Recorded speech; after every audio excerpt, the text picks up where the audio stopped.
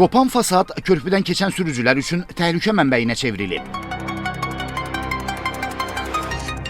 Böyük Şor yolundakı körpüdə qəzalı vəziyyət yaranıb. Təhlükəli vəziyyət hazırda dayandığımız bu yerdə, Böyük Şor yolundakı bu körpüdə hökm sürür. Belə ki, körpünün dayaqlarından bir neçəsinin fasadı tökülüb. Bu da yol hərəkət istifadəçilərinin narahatçılığına səbəb olur. Onu da qeyd edək ki, bu yoldan əsasən ağır tonajlı nəqliyyat vasitələri keçir ki, bu da təhlükənin miqyasını daha da artırır. Sürücülər deyirlər ki, onsuz da bu yolda gecə-gündüz sıxlıq müşahidə olunur. Əgər körpünün qəzalı hissəsi bərpa olunmazsa, daha ciddi problemlər yaşana bilər. Qəza baş verə bilər də, tökülür yol ortasına. Hər vaxt maşın başına düşə bilər, cəmaata dəyə bilər. Bunu deyə bilər. Nə qədər vaxt belədir?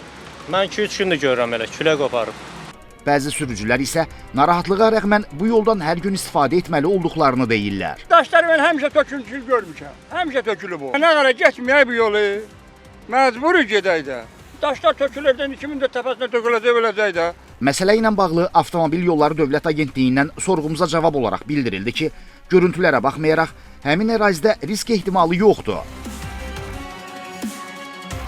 Söz gedən ərazidə bir müddət əvvəl yük avtomobilinin iştirakı ilə baş vermiş yol nəqliyyat hadisəsi nəticəsində yol infrastrukturuna ziyan dəyib.